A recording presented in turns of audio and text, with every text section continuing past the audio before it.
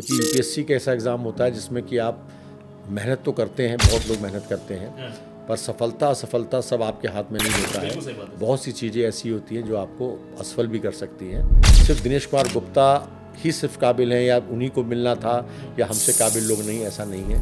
बहुत काबिल अफसर्स हैं, बहुत लोग हैं, बहुत मेहनत करते हैं। सर ये अब रोजाना की रूटीन में आपका शामिल हो चुका है या आपको लगता है कि नहीं एक मिला है अब जिम्मेदारी और बढ़ चुकी है? देखिए, पुलिस में परेशानियां तो हम लोग परेशानी मैं इसको नहीं मानता हूँ। ये हमारे प्रोफेशन का एक पार्ट है डेली रूटीन कि हम लोग को मेहनत करनी पड़ती है। कुछ परेशानियां भी आती होती हैं, जैसे कुछ केसेस होते थे, कोई हीनियस केस हो गया कि मान लीजिए सॉल्व नहीं हो रहा है। अगर आप कहीं सर्व कर रहे हैं और वहाँ के लोगों को आपकी कमी खलती है कि ऐसे अफसर को हमें इस अफसर को हमें दोबारा चाहिए, तो ये मैं मानता हूँ कि आपने ज़रूर वहाँ कुछ समाज के लिए अच्छा किया होगा।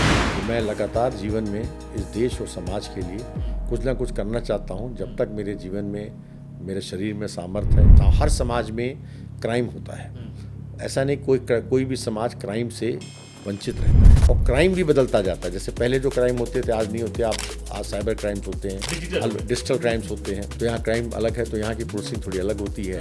उस हिसाब से डिपेंड करता है जैसा क्राइम होता है, जैसा वहाँ का शहर की आबादी होती है। वहाँ की पुलिसिंग और सर यहाँ की पुलिसिंग के अंदर कुछ फर्क आपको लगता है सर? कुछ मतलब सीखने वाली उन लोगों को हमसे या हम लोगों को उनसे कुछ सीखने? जैसे हम लोग की पुलिस में रूटीन नहीं होती है। सही बात है। तो रूटीन ना होने से क्या होता है, हम लोग को स्वास्थ्य थोड़ा उतना स्वस्थ नहीं हो पाता है जो एक आम आदमी को उतना समय मिलता है व्यायाम करने के लिए। अगर सर एक मन की बात पूछी जाए कि अगर आज दिनेश कुमार गुप्ता जी आईपीएस ना होते तो सर क्या?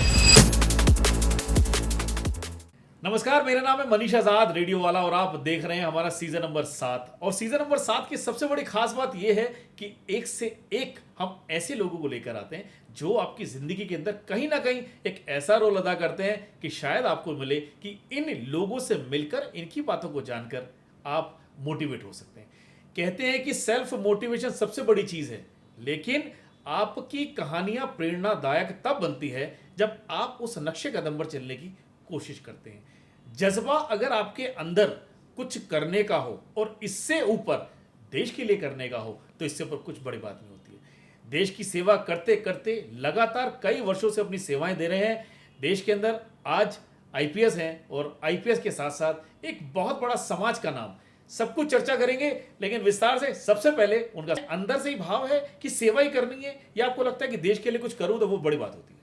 देखिए, मन में भाव है कि सेवा ही करनी है, और एज ए पुलिस अफसर हम समाज की सेवा कर रहे हैं, देश की सेवा कर रहे हैं, और आगे भी हमें जीवन में यह है कि हम देश की ही सेवा करें और समाज की सेवा करें, क्योंकि मनुष्य रूप जो है जीवन में एक बार मिलता है।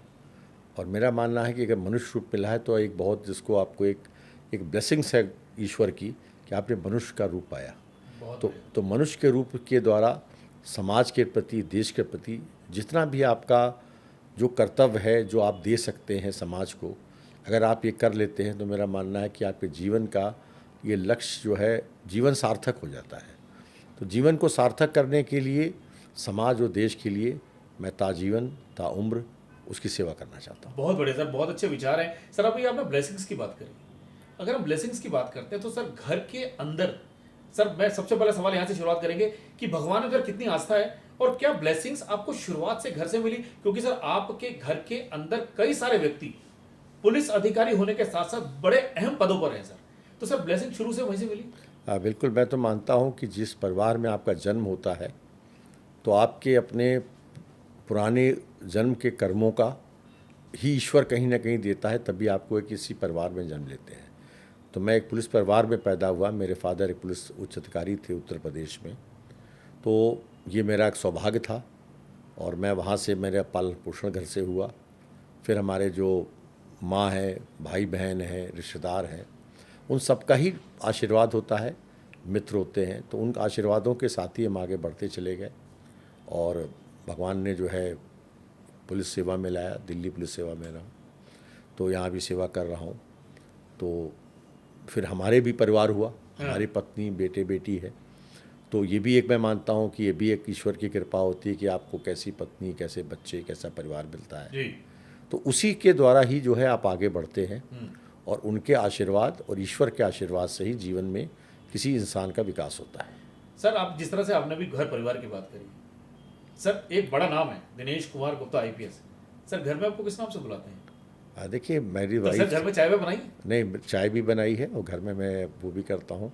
तो मैं ऐसा है कि देखिए जैसे बच्चे हैं हाँ हाँ वो तो पापा और पापा ही, हाँ, सही पापा बात ही है। बोलेंगे। हाँ हाँ पत्नी मेरे जो है नाम से बुलाती है दिनेश। अच्छा हाँ। और बाकी जो है हमारे जो दोस्त लोग सर दोस्त यार है सब भाई दिनेश के नाम से बुलाते हैं। हाँ, हाँ। और वैसे मेरा कोई निकनेम नहीं है अच्छा कि जिसको कोई कोई घर का नाम दिया जाए, पर दिनेश के नाम से ही जो है मुझे घर में पुकारा जाता था। और दिनेश जो है सूर का पर्यायवाची होता है। बिल्कुल सही बात है सर। तो मेरे पिताजी ने शायद कुछ सोच के ही नाम रखा होगा दिनेश। तो मैं कोशिश करता हूँ जैसे सूर का होता है कि पूरे देश को, समाज को, पूरी दुनिया को वो कुछ देता है, हाँ तो उस रूप में तो नहीं मैं इतना बड़ा सूर के बर्त को तुलना करता हूँ, पर किसी सूक्ष्म रूप से भी अगर कुछ समाज को इस तरीके से दे सकूँ जो पूरे समाज को जाए, तो ये बहुत बड़ी सर मेरी बहुत बहुत उपलब्धि है। बहुत अच्छी बात करी सर। अगर देखा जाए मतलब आज मैं बात करता हूँ गुप्ता सर की, मतलब आपकी सर एक आपका जो पद है वो तो है ही, लेकिन सर इसके पीछे आपने बहुत अहम मतलब पढ़ाई भी करी सर। आपने अगर देखा जाए आपने बीएससी करी, आपने एमबीए किया, आपने एलएलबी की, एलएलएम किया। तो सर आपको लगा कि मतलब आईपीएस की तरफ ज्यादा रुझान ना करके आपको कभी लगा सर आप बड़े वकील या बड़े कुछ जज बन जाए आप? देखिए मेरा जो है जब मैं स्टूडेंट लाइफ में था तो मैंने जैसे बीएससी करी, फिजिक्स केमिस्ट्री मैथ्स से करी, मैं साइंस ग्रेजुएट था। फिर मैंने एमबीए इसलिए किया क्योंकि मैंने कहा कि अगर कुछ नहीं हो सकता तो एमबीए से के द्वारा भी रोजगार हो सकता साइड है में कुछ देखा? साइड में। तो ये मेरा बैकअप प्लान था एमबीए करना। फिर मैं यूपीएससी की जब तैयारी करने लगा तो मैंने एलएलबी कर ली। मैंने कहा अगर मान ली यूपीएससी में नहीं होता है हाँ।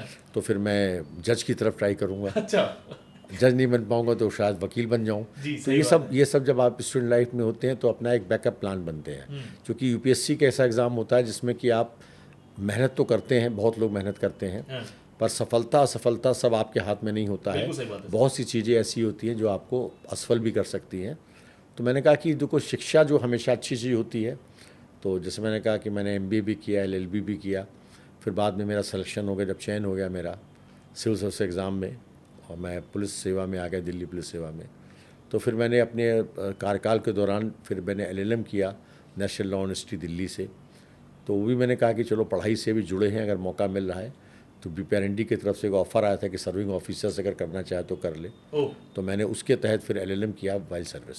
Very good very good sir. तो इतनी सब कुछ आपने जो पढ़ाई भी करी, पढ़ाई के बाद आप आईपीएस सेलेक्ट हो गए। आईपीएस सिलेक्शन होने के दौरान सर आपने दिल्ली पुलिस में सर बहुत लंबे समय से आपने सेवाएं करी हैं सर। क्या ये बात कहना बिल्कुल सही होगा कि इतने लंबे समय के दौरान में डीके गुप्ता यानी कि दिनेश कुमार गुप्ता जी के पास आज लगभग 50 से भी ज्यादा प्रशंसा पत्र हैं, जिसके अंदर पुलिस मेडल तक है, जिसके अंदर प्रेस्टिजियस अवार्ड भी हैं। 2018 में आपको मिला, 2026 में आपको मिला। तो सर क्या मतलब हम बोल सकते हैं क्या कि एकमात्र गुप्ता सर ही हैं जिनको इतने सब कुछ अवार्ड मिल चुके हैं इस छोटे से कार्यकाल में? देखिए मैं तो ये कहूँगा कि इसमें ईश्वर का और हमारे माँ बाप का जी हमारे परिवार का जी मित्रों का जी एक आशीर्वाद रहा कि शायद भगवान ने नवाजा कि मुझे जो है राष्ट्रपति अवार्ड 26 जनवरी में 2018 में मिला मेरिटोरियस सर्विस का। हाँ 2026 में 15 अगस्त को मुझे डिस्टिंग्विश सर्विस का मिला। 50 से ऊपर मेरे पास प्रशस्ति पत्र हैं, जी कमेंडेशन डिस्क है कमिश्नर्स की 3 मेरे पास।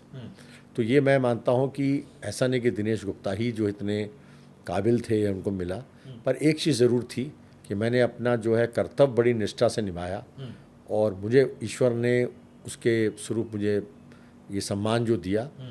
तो इसका मैं कह सकता हूँ कि सम्मान जो मुझे मिला है कि डेफिनेटली मेरी मेहनत और कर्तव्यनिष्ठा मैंने रहा। मैंने कभी अपने कर्तव्य के प्रति नहीं किया। परिवार को भी मैंने, अब अगर देश की सेवा और परिवार की सेवा की बात आई तो मैंने देश की सेवा ही ऊपर रखी और बाकी चीज़ों इग्नोर करी। तो इन चीज़ों को इग्नोर करके, एक कमिटमेंट करके और अपनी शिद्दत से मैंने कोशिश करी कि मैं अपना बेस्ट करूं। Very good sir. हो सकता है कि उतना कहीं कमियां भी रह गई हों कुछ, पर अपने तरफ से मैं I tried my best always, और ईश्वर ने दिया। और इसके लिए सिर्फ दिनेश कुमार गुप्ता ही सिर्फ काबिल हैं या उन्हीं को मिलना था या हमसे काबिल लोग नहीं, ऐसा नहीं है। बहुत काबिल अफसर्स हैं, बहुत लोग हैं, बहुत मेहनत करते हैं लोग, पर हमने जो मेहनत करी हमें लगता है ईश्वर ने जो दिया उसका मैं धन्यवाद देता हूँ। सर बहुत धन्यवाद की बात, मतलब आपने बात भी करी क्योंकि धन्यवाद की बात भी है, हम देखने वालों को सबको बताना चाहेंगे। देखिए बात आप चाहे अगर हम बात करते हैं कि मैं देश की सेवा कर रहा हूँ, देश की सेवा मतलब देश सर्वोपरि है, जिस तरह से सर ने भी बोला। सर देश सर्वोपरि है। आपको सर आज 50 से भी ज़्यादा आज प्रशंसा पत्र आपके पास है।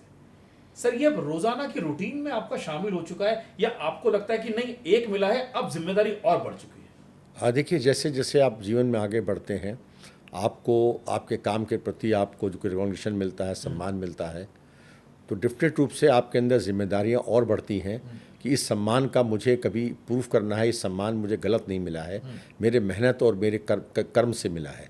तो उस सम्मान को बचाने के लिए हमें और मेहनत करनी पड़ती है, जिससे और सम्मान मिले। तो सर इतना अगर जब कोई सर आपको अभी सम्मान मिला, अभी जैसे 2026 में आपको सर अभी एक मेडल मिला आपको, तो उसका सेलिब्रेशन कैसे होता है सर? घर पे होता है और स्टाफ में होता है, कैसे होता है? देखिए, जब सम्मान मिला, मुझे राष्ट्रपति पदक मिला 15 अगस्त 2026 में, तो जैसे अनाउंस हुआ तो परिवार में मेरी पत्नी है, मेरा बेटा है, मेरी बेटी है, और भी हमारे जो परिवारजन हैं उनका सबका मतलब संदेश आया, शुभकामनाएं आई। हमारे स्टाफ में, हमारे कोलिग्स में, आपने भी दी थी, आपकी तरफ से मिला था। तो ये एक सम्मान में, देखिए जो भी अवार्ड मिलता है तो सम्मान, लोगों ने शुभकामनाएं दी तो सबका हमने धन्यवाद दिया, और सबसे ऊपर ईश्वर का धन्यवाद दिया कि उन्होंने मुझे जो है ये सम्मान से वो किया। तो सर इन सब चीज़ों के अंदर आप देखते हैं, कोई सर ऐसा लगा कि आपको वो वाला जो काम था बड़ा टफ था? सर G20 जैसे अपना में बहुत कमाल था, कॉमनवेल्थ गेम्स आपने पूरा का पूरा संभाला, आपने ट्रैफिक की पूरी व्यवस्था आपने देखी है, मतलब कई सारे अहम आपको विभाग रहे, लेकिन आपको सर इन पूरे लंबे समय के दौरान में कोई ऐसा समय लगा सर कि बड़ा मुश्किल रहा हो और मतलब बहुत परेशानी उस समय आपने झेली हो? देखिए, पुलिस में परेशानियां तो हम लोग, परेशानी मैं इसको नहीं मानता हूँ, ये हमारे प्रोफेशन का एक पार्ट है, डेली रूटीन कि हम लोग को मेहनत करनी पड़ती है। कुछ परेशानियां भी आती होती हैं, जैसे कुछ केसेस होते थे, कोई हीनियस केस हो गया, अगर मान ली सॉल्व नहीं हो रहा है तो सॉल्व करने के लिए हम मेहनत करते थे, नहीं सॉल्व हो रहा है, क्लू नहीं मिल रहा है, और मेहनत करते थे। कभी लॉ ऑर्डर प्रॉब्लम कोई हो गई तो वहाँ पे हम देख रहे हैं कि कैसे भीड़ को नियंत्रित किया जाए, कैसे स्थिति समान बनाई जाए, तो वहाँ संघर्ष करना पड़ता है। तो ये मैं मानता हूँ कि ये हमारा पार्ट ऑफ जॉब है, और इसमें जो संघर्ष है या तकलीफ़ है या जो अड़चनें आती हैं, ये हमारा पार्ट ऑफ जॉब है, और हमको निरंतर उसको सुलझाने के लिए और उसको करने के लिए प्रयास करना चाहिए। और बाकी ईश्वर के हाथ में होता है कि उसमें आपको कितनी सफलता मिलती है, पर मैं अपने उससे बड़ा संतुष्ट हूँ कि जितने मैक्सिमम हमको जो टास्क दिए जाते थे, ईश्वर की कृपा से मुझे ऐसा कोई नहीं लगा कि जहाँ मैंने बहुत मेहनत करी हो और फिर भी मुझे असफलता मिली हो, या किसी मेरी कमी से हो गया, तो ऐसा तो नहीं है। पर यह कि समस्याएं तो हमारा पार्ट ऑफ जॉब है, अड़चनें हमारी पार्ट ऑफ जॉब है, और लड़ना हमारा काम है, और उसको सुलझाना भी हमारा काम है। Very good. यानी कि हम ये कह सकते हैं कि अगर आपको सफलता पानी है तो इसका मतलब उसका एक ही मंत्र है, सिर्फ और सिर्फ आपको मेहनत करनी है, उसका फल जो भी मिलेगा वो आपको देने वाला फिर आपका विभाग भी है, और फिर विभाग से ऊपर जिस तरह से सर ने कहा है, हर बात के अंदर अगर ईश्वर को धन्यवाद नहीं दिया तो कुछ नहीं किया। सर पहले देश की बात करते हैं। देश में सर आप बहुत सारे अलग अलग जगहों पर आप सर रहे, अलग अलग जिम्मेदारी आपने निभाई। ऐसी कोई जगह सर आपको लगा जहां पर बड़े सारे लोग आपकी विदाई पर और आपके मतलब जब वहां से तबादला हुआ आपको, और बड़े सारे लोगों ने सर आपको याद किया कि नहीं नहीं सर आप मत जाइए सर, ऐसे सर कुछ याद आ रहा है, ऐसा कोई ऐसा जगह, ऐसा इलाका? देखिए, मेरी एक पोस्टिंग शुरुआत में थी प्रीत व्यास सब डिवीज़न मैंने पाया था, प्रीता सब डिवीज़न में था मैं जी। करीब 2 साल के लगभग मेरा ट्रेनर होने के बाद मेरा ट्रांसफ़र नॉर्थ ईस्ट डिस्ट्रिक्ट में हो गया था। तो उसके बाद वहाँ पे मेरी शुरुआत की नौकरी थी, तो उसमें जो है वहाँ पे लोग दोबारा एक बार शायद सीनियर वरिष्ठ अधिकारियों से मिले कि सर मुझे तो ये अफसर दोबारा चाहिए। तो उन्होंने कहा भाई इसी को क्यों चाहिए? बोला नहीं, ये बहुत अच्छे, मतलब हमको इस क्षेत्र में उनका दोबारा जो है आगमन होना चाहिए। तो हमारे जो है उच्च अधिकारियों ने मुझे प्रीत व्यास सब डिवीज़न दोबारा पोस्टिंग करी। और मेरा मानना है कि ये थोड़ा नॉर्मल सी चीज़ नहीं होती है कि एक सब डिवीज़न में आप रहे हों और उसके बाद आपका दोबारा उसी सब डिवीज़न में पोस्टिंग हुए।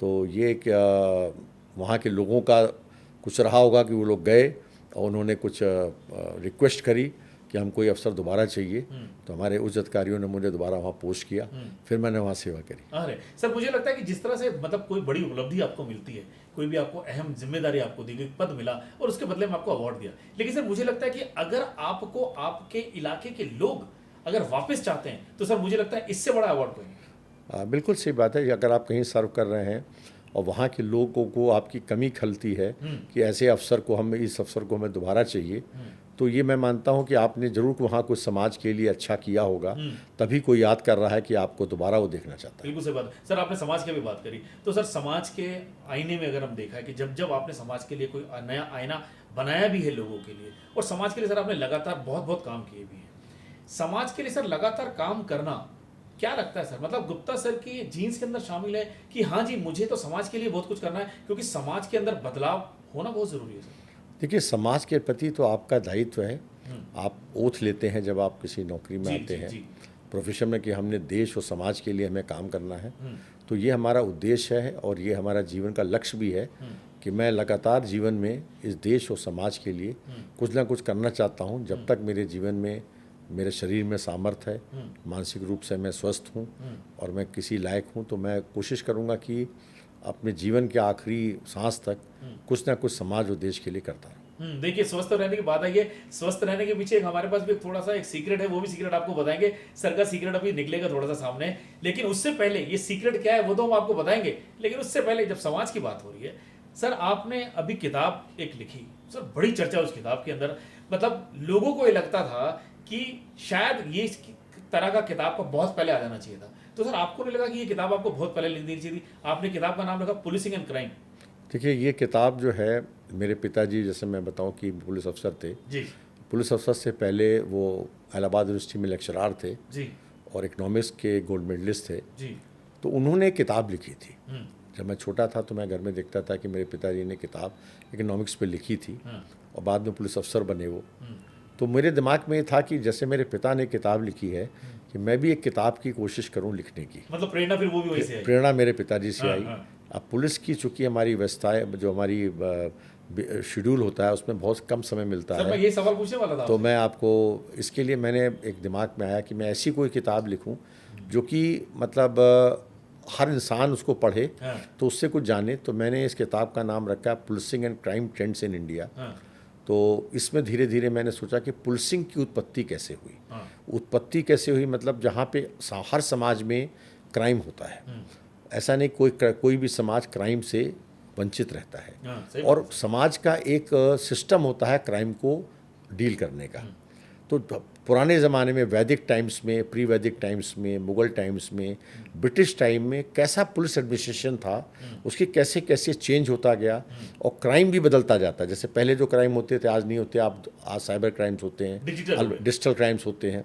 तो उसी हिसाब से पुलिसिंग भी ट्रेंड बदलता रहता है। ओके। तो कैसे जैसे क्राइम बदलता चला गया, हाँ। तो कैसे कैसे पुलिसिंग बदलती चली गई। हाँ। मैंने इस किताब पे, ये मेरा थीम है इस किताब का। और ये मैंने किताब बहुत धीरे धीरे लिखी, मतलब ऐसा नहीं कि हमने एक दिन में लिख दी। फिर मेरी भी अरुणाचल में जब पोस्टिंग हुई तो मैं करीब 3.25 साल अरुणाचल प्रदेश में रहा, चूँकि हम लोग एगमुट कैडर में अरुणाचल भी हमारा सेगमेंट होता है। जी जी जी। वहाँ थोड़ा समय और मिल गया, तो वहाँ मैंने थोड़ा समय इसको करके और थोड़ा इस पर ज़्यादा समय दिया और फिर मैंने इस किताब का जो है प्रकाशन किया। सर ये मतलब मैंने तो अभी सुना, मतलब ये चर्चा बहुत आपकी इस किताब की रही, और मतलब जो लोगों की प्रतिक्रियाएं थी, लोगों को ये कहना था कि मतलब गुप्ता सर को ये किताब बहुत पहले लिख देनी चाहिए थी। तो सर समय का अभाव रहा पहले ना लिखना, या आपको लगा कि समय नहीं मिल पाया? क्योंकि सर आप भारत के कई सारे शहरों के अंदर आप रहे, विदेश में भी आप रहे, तो सर पहले भारत के शहर की बात कर लेते हैं। जिस तरह से आपने बताया अरुणाचल, तो ज़्यादातर समय सर आपको तब मिला जब आपने किताब लिखी? देखिए, हमको दिल्ली से मैंने चालू कर दिया था अच्छा। और मैं धीरे धीरे लिखता था। अरुणाचल में मुझे ज़्यादा समय मिल गया, हाँ। चूँकि अरुणाचल प्रदेश में थोड़ा सा जो हमको पुलिस की व्यस्तता थोड़ी कम होने के नाते अपने इस किताब के प्रति थोड़ा समय दे सकते थे। अच्छा। तो मैंने दिया, फिर दिल्ली में आके मैंने इसका विमोचन किया। अच्छा, तो सर मतलब वहाँ की पुलिस और यहाँ की पुलिस में कुछ फ़र्क है सर, ऐसा कुछ है? देखिए, पुलिसिंग हर जगह की सेम होती है, क्राइम्स का अलग ट्रेंड होता है। जैसा अरुणाचल प्रदेश में वहाँ पे एक अलग क्राइम का ट्रेंड है, अलग पैटर्न है। दिल्ली का एक मेट्रोपॉलिटन सिटी है, कैपिटल है, देश की राजधानी है, तो यहाँ क्राइम अलग है, तो यहाँ की पुलिसिंग थोड़ी अलग होती है। उसी हिसाब से डिपेंड करता है, जैसा क्राइम होता है, जैसा वहाँ का शहर की आबादी होती है, उसी हिसाब से क्राइम पुलिसिंग का भी ट्रेंड बढ़ता है। तो अब देखने वालों को बता दें कि सर की जो पोस्टिंग है, सर आप यूएन में भी रहे, यूनाइटेड नेशंस। हाँ, मैं यूनाइटेड नेशंस में मैंने सर्व किया है। मैं यूरोप में था, ईस्टर्न यूरोप में, कोसोवो में रहा मैं। तो वहाँ मैं विभिन्न देशों के पुलिस अफसरों के साथ, क्योंकि वहाँ से मेरा जब चयन हुआ यहाँ से, तो मैं यूएन गया। तो वहाँ मैंने इंटरनेशनल पुलिसिंग देखी। वहाँ के जो विदेश के जो अलग अलग देशों के पुलिस अफसर्स थे, हम लोग उनसे बैठते थे, बात करते थे। यूनाइटेड नेशंस की अलग अलग स्टाइल ऑफ वर्किंग है, तो वहाँ भी मैंने जो काम किया, तो वहाँ से मुझे बड़ी सीख मिली। तो वो सीख भी मेरे जीवन में काम आई। तो सर जब वो जो सीख मिली वहाँ की पुलिसिंग और सर यहाँ की पुलिसिंग के अंदर कुछ फर्क आपको लगता है सर? कुछ मतलब सीखने वाली उन लोगों को हमसे या हम लोगों को उनसे कुछ सीखने की जरूरत है? देखिए, यूनाइटेड नेशंस क्या है कि एक ऑर्गेनाइजेशन है जिसमें कि कहीं भी क्राइसिस होती है। जैसे मैं कोसोवो में था, तो वहाँ अल्बेनियंस और सर्बिनियंस में एथनिक कॉन्फ्लिक्ट था। ओके। तो वहाँ कॉन्फ्लिक्ट होने के नाते वहाँ पे यूएन एडमिनिस्ट्रेशन काम करता था। तो United nation mission in Kosovo में रहा मैं। तो वहाँ का ऑब्जेक्टिव था कि भाई वहाँ पे उनके एम्स अलग थे कि जो है ह्यूमन राइट्स का वॉल्यूशन ना हो, किसी के साथ अन्याय ना हो। तो इसलिए वो बाहर के यूनाइटेड नेशंस के ऑफिसर्स जो हर देश से आते थे, हम लोग का ये था कि वहाँ पे किसी प्रकार का जो सिस्टम है वो चले।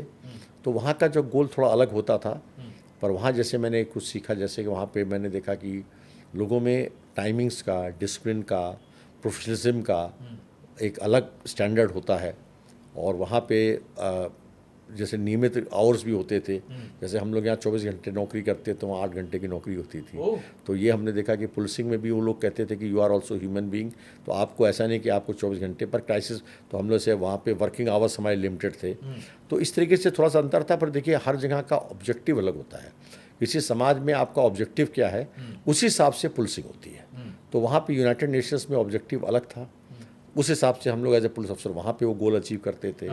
दिल्ली में ऑब्जेक्टिव्स अलग होते हैं, तो यहाँ उस हिसाब से हम लोग काम करते हैं। सर तो आपकी उस बात से मुझे याद आ गई सर, जिस तरह से आपने देखा कि बाहर 8 घंटे की शिफ्ट है और 8 घंटे का आपको काम करना है, सर यहाँ पर आके आपने सीपी साहब को बोला कि सर हमारे भी 8 घंटे का। तो देखिए, हम लोग पूरी कोशिश करते हैं कि भाई कि हम लोग की इसको शिफ्ट होता है। जैसे ट्रैफिक में हमने 2 शिफ्ट बना रखी है। जी जी जी जी। पर हर चीज़ जो है, चूँकि पुलिसिंग में एक ऐसा चीज़ होती है, जैसे एसएचओ होता है, तो एसएचओ हमारे से थाने में 3 लोग होते हैं, पर मेन एसएचओ होता है, तो रिस्पॉन्सिबिलिटी उसी की होती है।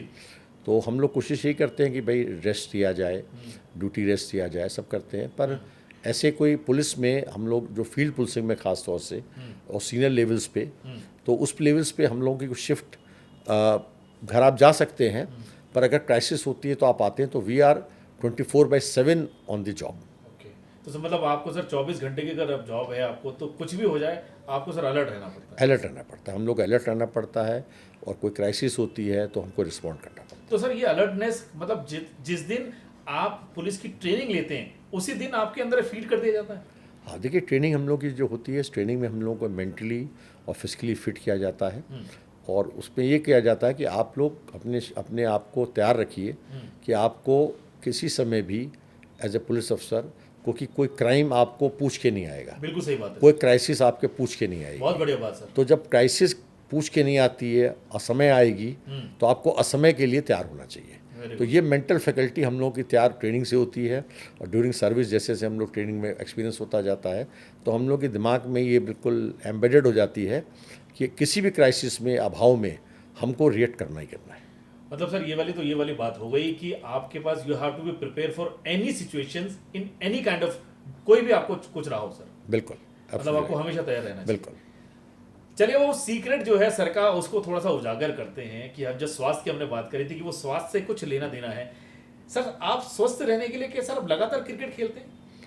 नहीं, मैं क्रिकेट का बहुत शौकीन था। मैंने कॉलेज लाइफ से, स्कूल लाइफ, कॉलेज लाइफ में मैंने यहाँ पे टूर्नामेंट्स भी खेले, दिल्ली पुलिस से भी खेलता हूँ। मुझे अवार्ड भी मिला। एक सीपी साहब ने मुझे अवार्ड दिया था जिसमें मुझे विदेश का टूर भी मिला था क्रिकेट में मैन ऑफ द मैच जीतने पे। तो क्रिकेट एक है। बाकी मैं स्पोर्ट्स लविंग पर्सन रहा। मैंने अपनी स्टूडेंट लाइफ में मैं लॉन्ग जंप में भी मैंने सिल्वर मेडल जीता था। और मैं क्रिकेट के साथ साथ जो है और भी गेम्स खेलता हूँ, जैसे बैडमिंटन खेल लेता था, टेबल खेलता था। पर धीरे धीरे पुलिस की नौकरी में आने पे आपकी बहुत चीज़ें ऐसी होती हैं तो आप चीज़ों को नहीं कैरी ऑन कर लेते हैं। पर cricket is my favourite sport and I still love cricket. तो sir what do want to say, मतलब आप अगर स्वस्थ हैं तो जस्ट बिकॉज ऑफ क्रिकेट और जस्ट बिकॉज ऑफ स्पोर्ट्स? देखिए, क्रिकेट के वजह से मैं मानता हूँ कि मैं स्पोर्ट्स लविंग पर था।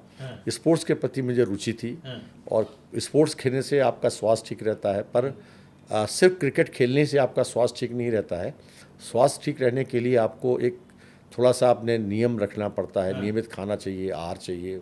आपकी रूटीन नहीं होती है। हम लोग के पुलिस में रूटीन नहीं होती है। सही बात है। तो रूटीन ना होने से क्या होता है, हम लोग को स्वास्थ्य थोड़ा उतना स्वस्थ नहीं हो पाता है जो एक आम आदमी को उतना समय मिलता है व्यायाम करने के लिए, समय पे खाना खाने के लिए। वो हम लोग चाहते हैं एज ए पुलिस अफसर इस चीज़ को कभी कभी हम लोग नहीं पालन कर पाते हैं because of our job conditions. तो इसके देते देते हम लोग कोशिश करना चाहिए कि आप स्वास्थ्य को ठीक रखें, और मेन चीज़ है कि आप मानसिक रूप से स्वस्थ होना चाहिए। मानसिक रूप से स्वस्थ होना जरूर आपके हाथ में है। शारीरिक रूप में तो मैं मानता हूँ कि हो सकता है कि आपको कुछ ऐसी चीज़ें आ जाए जो आपके हेरिडिटी हो या आपके उस वजह से हो जाए। मानसिक रूप से स्वस्थ होने के लिए आपके दिमाग में एक स्फूर्ति होनी चाहिए, पॉजिटिव थिंकिंग होनी चाहिए। वो मैं मानता हूँ कि मैंने उसको कोशिश करी है कि अपना मानसिक स्वास्थ्य जरूर ठीक रखूँ। चलिए, अब सीक्रेट नंबर 2, यानी कि वो सीक्रेट जो हमने बताया था ये उसका दूसरा पार्ट है। सर घर में बच्चे भी सर स्पोर्ट्स के अंदर है? हाँ, मेरे दोनों बच्चे, मेरा एक बेटा है अजितेश गुप्ता और बेटी है खुशी गुप्ता। ये दोनों बचपन से ही मैंने, चूँकि स्पोर्ट्स लविंग था, मैं चाहता था बच्चे भी स्पोर्ट्स खेले, क्योंकि मेरा मानना है कि स्पोर्ट्स से एक आपके अंदर एक टीम स्पिरिट आती है। यस। वो जो टीम स्पिरिट की भावना एक खिलाड़ी के अंदर जो आती है उसके जीवन में बड़ा काम करती है।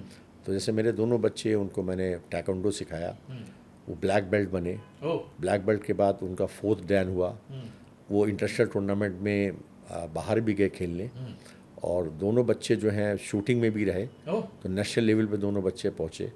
तो मैंने माना कि जैसे मुझे जो उतनी सुविधाएं शायद मेरे माँ बाप ने नहीं दे पाई थी, उस समय होती भी नहीं थी, पर एज दिल्ली में रह के मेरे बच्चों को मैंने सुविधाएं दी, उन्होंने ट्रेनिंग करी, and they also was in sports field. अब नाउ दे आर स्टडिंग, तो दे आर डूइंग। मतलब सर आपको लगता है कि अगर फिट रहना है तो आपको स्पोर्ट्स के अंदर कम से कम कुछ ना कुछ तो होना चाहिए ताकि वो जुझारूपन जो है वो कम से कम घर में बना रहे या आपके अंदर, शरीर के अंदर बना रहे। बिल्कुल, स्पोर्ट्स एक अच्छी चीज़ है, और स्पोर्ट्समैन स्पिरिट जो है वो स्पोर्ट्स खेलने से आती है, चाहे आप कोई भी गेम के लिए। सर आपने बताया कि आप स्पोर्ट्स की वजह से आपको बाहर भी भेजा गया। हाँ, तो सर इस बार कभी ऐसा होकर बाहर जाने का मौका मिले, सर मुझे आप साथ ले जाइएगा। बिल्कुल आप चलिएगा सर मेरे मैं साथ। बैग बहुत अच्छे से पकड़ नहीं, आपको बिल्कुल साथ ले चलेंगे, कभी आप चलिएगा। सर बहुत बढ़िया है। और सर मैं चाहता हूं कि जिस तरह से अभी आपने बताया कि स्वास्थ्य की बातें आपने बताई, आपने सर समाज के लिए बात बताई, सर कई सारे अहम डिपार्टमेंट पे काम करने के बाद भी आपको सर पुलिस महकमे के अंदर कोई ऐसा खास महकमा या कोई ऐसा डिपार्टमेंट आपको लगता है कि भाई महकमे का ये डिपार्टमेंट बहुत अच्छा है और इसके अंदर लगातार और भी काम होने चाहिए? देखिए, मेरा मानना है कि हर डिपार्टमेंट का अपना अपना रोल होता है। जैसे मैं डिस्ट्रिक्ट्स में रहा, मैक्सिमम क्राइम में भी रहा, एयरपोर्ट में रहा, रेलवेज में रहा, ट्रैफिक में रहा, मैं यूनाइटेड नेशंस में, यूएन में भी रहा। तो मेरा मानना है कि हर जगह पे आप कुछ ना कुछ करने का आपका एक दायित्व होता है, और हर विभाग का अपनी अपनी इम्पोर्टेंस होती है। ऐसा कोई नहीं होता है कि जहाँ पे आप कहें कि ये विभाग इम्पोर्टेंस है बाकी विभाग नहीं है। जैसे हमारे कुछ विभाग, जैसे सिक्योरिटी है, इंटेलिजेंस विभाग है, हमारे ऑपरेशंस में पीसीआर वैन्स हैं, तो हर विभाग अपना अपना कंट्रीब्यूशन करता है। पर जिस भी विभाग में आप रहे, उस विभाग में कुछ वहाँ पे सुधार करने की अगर आप कोशिश करेंगे, तो सुधार में आप कुछ भी अगर करते हैं तो ये आपकी उपलब्धि होती है। तो सर अगर इस उपलब्धि की बात करें, एक डिपार्टमेंट में सर आपकी पोस्टिंग हुई, उस डिपार्टमेंट के अंदर आपने देखा ये कमी थी, वो कमी आपने पूरी कर दी, सर मन में क्या आता है कि अब दूसरी का चलना चाहिए? हाँ, बिल्कुल, ये लगता है कि इस डिपार्टमेंट में हम जब तक यहाँ रहे तो हमने अगर कोई सुधार हम कर पाए तो आप संतुष्टि भी मिलती है, और फिर अगर कहीं और पोस्टिंग हो तो वहाँ भी आप सोचिए कुछ सुधार हो सकता है। क्योंकि सुधार तो एक ऐसी चीज़ है कि सुधार एक निरंतर प्रोसेस है जी।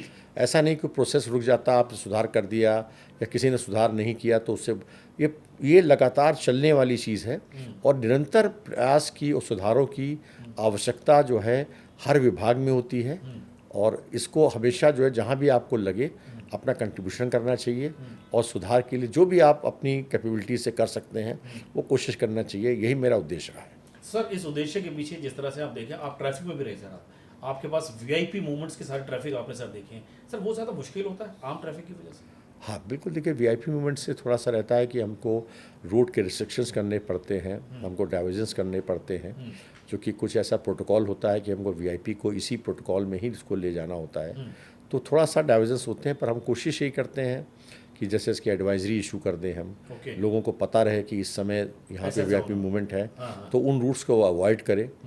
तो हम लोग इसको जैसे करते हैं, तो और चीज़ों से हमारे स्टाफ प्रॉपर ब्रीफ रहता है कि अगर कोई वहाँ आता है तो उनको गाइड हम कर सके कि आगे का रूट थोड़ा चूँकि कन्वर्जन डाइवर्जेंस है वीआईपी मूवमेंट की वजह से, तो आपको अल्टरनेटिव रूट्स आप ले लीजिए, तो ये हमारा उद्देश्य रहता है। थोड़ा सा इनकन्वीनियंस होती है, पर जितना मिनिमम इनकन्वीनियंस हम लोग कोशिश करते हैं कि पब्लिक को हो किसी वीआईपी बोर्ड में। सर अब शो सर हमारा बिल्कुल अंतिम पड़ाव पे आ चुका है। अगर सर एक मन की बात पूछी जाए कि अगर आज दिनेश कुमार गुप्ता जी आईपीएस ना होते तो सर क्या होता? देखिए, अगर मैं पुलिस अफसर नहीं होता, मेरे पिता एक पुलिस अफसर थे, उनकी आकस्मिक मृत्यु हो गई थी, तो मैंने एक सोचा था कि मैं भी अपने पिता की तरह ही पुलिस अफसर बनूंगा। जी तो मेरा ये उद्देश्य था, भगवान ने उस उद्देश्य को, मेरी इच्छा को पूरी करी, उसके लिए मैं धन्यवाद देता हूँ। जी अगर पुलिस अफसर नहीं बन पाता तो शायद मैं कुछ और बनता। तो जैसे मैंने आपसे बताया, मैंने लॉ कर रखी है, शायद मैं जज बनता। तो अगर कुछ भी रूप में रहता, पर एक चीज़ ज़रूर थी कि मन में मेरे ये कसक जरूर रहती कि मैं पुलिस की अफसर वर्दी, बनना। चूँकि मैं वर्दी पहनने का मेरा एक एम था, और भगवान ईश्वर ने वर्दी दी। अगर वर्दी भगवान नहीं देता तो भी जीवन में जो कर सकता था वो करता, करते सही पर बात। कुछ ना कुछ समाज और देश के लिए करता जरूर। तो सर अब वर्दी सर आपके तन पर है और वर्दी की सर बहुत इज्जत है और वर्दी का बड़ा मान है, सम्मान है। सर आने वाली जनरेशन्स जो आज लगे कि हाँ हमें भी इस वर्दी को धारण करना चाहिए, उस जनरेशन के लिए सर आपका क्या संदेश रहेगा कि वो कैसे इस वर्दी को धारण करें? सर देखिए, मेरा तो मानना है जो आने वाली जनरेशन्स हैं, जो भी यूथ है, उसको पहले जीवन में अपना समझ लेना चाहिए कि उसका उद्देश्य क्या है, बहुत बढ़िया। और उद्देश्य के प्रति उसको निरंतर प्रयास करना चाहिए। और मैं मानता हूँ जो गीता का एक मेन मूल मंत्र है कि कर्म ही आपके हाथ में है, फल ईश्वर देता है। तो आप कर्म अपना पूरा करिए, जिससे कि आपको, मेरा था कि कर्म इतना करिए कि आपको अफसोस ना हो कि मैंने अपने कर्म में या अपने एफर्ट्स में कोई कमी करी। तो मेरा मानना है कि आपको सफलता ज़रूर मिलेगी। और जैसे आपने बताया कि अगर आप पुलिस अफसर नहीं होते तो आप क्या करते, सही बात है। तो हो सकता है कि ईश्वर ने आपको कुछ और लिखा हो। हाँ। जिस जगह जो भी मुकाम आप हासिल करें, उस मुकाम पे अगर आप शिद्दत से, मेहनत से, सिंसेरिटी से, हार्ड वर्क से अगर काम करेंगे तो आप डेफिनेटली कुछ ना कुछ जीवन में उपलब्ध करेंगे। और आपकी सोच, भावना हमेशा होनी चाहिए कि मैं अपने आप को इस लायक बनाऊं कि इस समाज और देश के लिए कुछ ना कुछ कर सकूं। तो इसमें आपका ये एक बहुत इम्पॉर्टेंट चीज़ है। चूँकि मैं की जनरेशन में चीज़ देखता हूँ, मैं लोगों से पूछता भी रहता हूँ कि भाई तुम्हारा उद्देश्य क्या है। तो कुछ लोगों का जैसे अभी मैच्योरिटी उतनी नहीं दिखाते हैं, वो लोग कहते हैं बच्चे कि अभी सर हमने सोचा नहीं है, आगे सोचेंगे। तो मेरा मानना है कि जितनी जल्दी जो यूथ है हाँ। अपने जीवन को एक राह के लिए एक मंजिल सोच ले, उस मंजिल पे चलने की जितने जल्दी कोशिश करेगा वो मंजिल उतने जल्दी पाएगा। अगर उसको देर में सोचेगा या प्लान प्रॉपरली नहीं हो पाएगा तो उसका जो है गोल पाने में समय लगेगा। बिल्कुल सही बात ये बोली मेरा सर। मैसेज है। नहीं सर, बहुत अच्छी बात है, आपका संदेश बहुत अच्छा है सर। इस संदेश के साथ साथ जिस तरह से आज हम कहते हैं कि देश सर्वोपरि है, देश के लिए करना कुछ आपकी जिम्मेदारी है, इस जिम्मेदारी के अंदर आपकी भागीदारी कैसी हो सर? तो जाते जाते सर जनता से क्या अपील कि वो किस तरह से अपने देश के अंदर अपनी भागीदारी निभाएं, ताकि वो जिस तरह से दिल्ली पुलिस लगातार कहती है सर, आप हमारे आंख नाक कान बनिए ताकि इस समाज को और बेहतर बना सकें। देखिए, मैं दिल्ली वासियों से या जो भी जनता में समाज में है, उनसे ये कहता हूँ कि आप समाज में पुलिस के प्रति, जैसे पुलिस कहती है, कोई भी चीज़ अगर आपको लगता है कि आपको इस देश में इस डिपार्टमेंट को ये ज़रूरी है, तो जिस तरीके से वह कंट्रीब्यूट कर सकते हैं। जैसे हम ट्रैफिक में, मैं पोस्टेड हूँ, तो जैसे हम लोग कहते हैं कि ट्रैफिक रूल्स का आप लोग फॉलो करिए, रेड लाइट फॉलो, वायलेशन ना करिए, ट्रिपल लाइटिंग ना करिए। तो जैसे आप कानून का अगर पालन कर रहे हैं तो इस तरीके से आप पुलिस की भी सहायता कर रहे हैं और देश की भी सहायता कर रहे हैं। और भी जैसे कोई चीज़, हर डिपार्टमेंट कुछ ना कुछ अपना देते हैं कि ये काम आपको करना चाहिए एज ए नागरिक। तो एज ए नागरिक आपका जो कर्तव्य है, जो हमारे कानून हैं, जो हमारे निर्देश हैं, उस निर्देशों का आप पालन करिए और अपने जो भी आपका गोल है अपने कर्म को करते जाइए। तो मेरा मानना है कि किसी भी डिपार्टमेंट से, गवर्नमेंट के प्रति या देश के प्रति या समाज के प्रति आप अपना कर्तव्य निर्वाह कर रहे हैं। सर ये बहुत अच्छी बात आपने कही है, और सर इस तरह की बात को मुझे देख के लगता है कि अब जनता के अंदर सर ये बदलाव तो है, क्योंकि सर जिस तरह से आपने देखा है कि पहले लोग कहते थे अरे यार पुलिस के लफड़ों में नहीं पड़ना चाहिए, क्योंकि पुलिस के लफड़ों में पड़ने से आप खुद पुलिस उस लफड़े के अंदर घुस जाते हैं। ये बदलाव सर मैं देख रहा हूं, अब लोग पुलिस की मदद करते हैं, आगे आते हैं, क्योंकि सर कहीं ना कहीं बदलाव इसे प्रकृति का नियम है। बिल्कुल, बदलाव प्रकृति का नियम है और पुलिस हमेशा आपके साथ है। और पुलिस के प्रति आप अगर कोई भी मदद करते हैं तो मेरा मानना है कि आप एक तरीके से समाज की मदद कर रहे हैं। हमारे आँख होकर आइज़ एंड ईयर्स बनिए और पुलिस की मदद करके भी आप समाज को बहुत कुछ मदद दे सकते हैं। देखा, तो जिस तरह से आपने कहा ना कि आपकी भी जिम्मेदारी है, आप समाज का आंख ना कान बनिए। दिल्ली पुलिस की समाज और आंख ना कान बनिए। कहते हैं देश को आगे बढ़ाने के अंदर आपकी भी अहम जिम्मेदारी है। तो इन्हीं सब बातों के साथ सर आज आप स्टूडियो के अंदर आए और मुझे उम्मीद है सर आपको अच्छा लगा होगा स्टूडियो में आकर। बहुत अच्छा लगा, धन्यवाद आपका। और सर इसके लिए आपका धन्यवाद हमारे स्टूडियो में आने के लिए, और इसी वादे के साथ कि फिर मुलाकात होगी आपसे एक नए और मेहमान के साथ। समाज को किसी तरह से हम आगे बढ़ाएंगे इन प्रेरणादायक बातों के साथ। विदा लेते हैं आपसे। तो द मनीष आजाद रेडियो वाला शो आपसे लेता है विदा और कहेंगे आपसे फिर एक और बार। सीजन नंबर 7 शुरुआत हो चुकी है। मिलेंगे आपसे फिर एक और नए मेहमान के साथ। तब तक के लिए जय हिंद सर, बहुत बहुत जय हिंद।